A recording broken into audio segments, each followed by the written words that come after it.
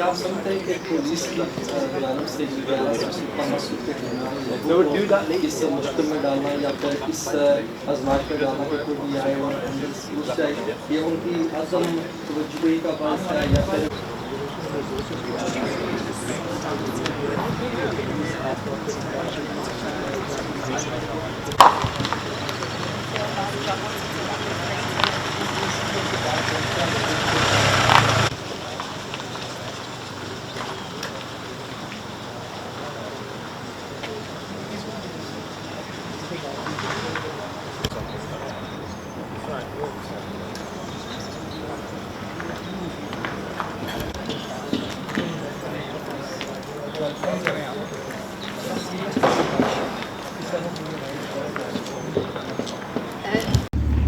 Yes, we were all on the premises. The incident occurred at around about 8:30 p.m. We were all praying inside. Some of the volunteers and the security were outside the mosque. The volunteers spotted a white male coming in with a high-vis jacket, a big bag with which seemed like something sticking out of it, which we later found out was a big axe. The handle seemed to be like of an orange color. The volunteers then saw the male go into the main hall of the mosque where the prayers were taking place. They then asked him to accompany them into the front office. He left the bag with the axe in the main hall and went with the volunteers into the office, where he stayed and spoke to the volunteers and some members of staff. He was very calm in his demeanor, and they tried to keep him calm until the police arrived and he was arrested. Subsequently, we had a look at the CCTV footage, and we saw that the individual, the white male who came in, was accompanied by another. It was another black male, with him.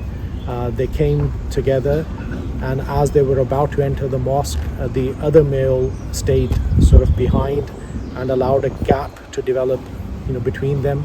When they entered the front door, they sort of came together again, had a bit of a discussion, and then they split up again. And once the white male was in the office, the other male loitered around the outside to see what was happening.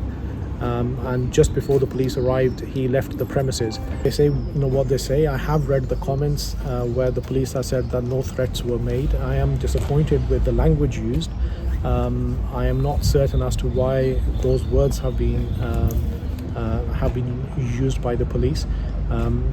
Somebody who walks into a place of worship, a mosque, carrying offensive, weapons, that in itself is a threat. You wouldn't see anybody walking on the street with an axe and ask them if they, pose a threat or not. So I am disappointed with that. No, as I said, the conversations between the volunteers and the white male were just to keep things calm. And they gave him a bottle of water, just had a general discussion with him, not necessarily asking him why he was here. By then, the volunteers had realized that the bag contained an axe, so they didn't want to speak about anything about any weapons or anything at all. That wasn't, you didn't? Absolutely. They were impeccable in the way they handled the situation.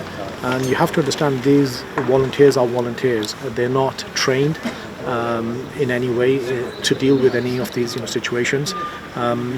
Exactly like us, all other mosques, we don't really have trained security in that way. We don't have funding, for it. I know the government has made some funding available, but in real terms, we've not seen that. So, do you think if there had been the police presence you asked for during the month of Ramadan? Sort of why? Do you know why he was here before? He came in and spoke to a few people, so he was aware of the layout of the mosque. That was before, on previous visits, he'd come and spoken to people? Yes. Okay. I am not sure whether he had used any of the facilities as such for praying or anything else, but he certainly was aware of the layout of the mosque and had been around. Do you know how many times he'd visited before? A few times. I think from speaking to the imams at the mosque, I understand that he had been around 3 to 4 times. So they recognised him, yeah. Yes, but he hadn't been seen for about a month and a half now. Right. I was disappointed that we didn't have visible presence. I stressed prior to the month of Ramadan that we needed police presence because the prayers go on till late at night, and we wanted police presence at that time which was visible, which would act as a deterrent. Unfortunately, it wasn't visible until now. I hope that adequate resources are provided and the police can assign officers for this task. Indeed, absolutely. Physical presence of the police acts as a deterrent. I had specifically requested that, if possible, a police car would be, if it could be parked outside, that in itself acts as a deterrent. And even after this incident, there were no visible police here until 11:44 today.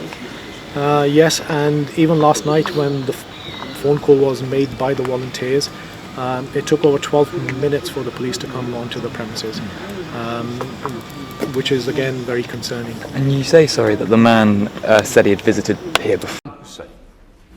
Thank you, Mr. Speaker.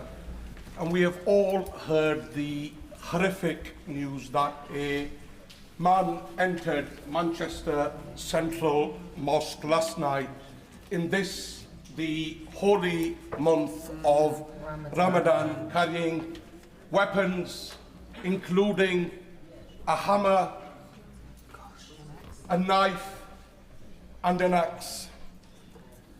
Mr. Speaker, violent and Islamophobic attacks against the Muslim community are becoming far too frequent in our country. Prime Minister, is it not the case that every single politician in this place, and I mean every politician, especially that lot over there, Mr. Speaker, they may nod their heads, but this morning we could have woken up to a horrific terrorist attack, killing innocent Muslim worshippers only for being Muslim. Prime Minister, is it not the case that every single politician in this place and every single journalist has a responsibility to stop fanning the flames of hatred against the Muslim community?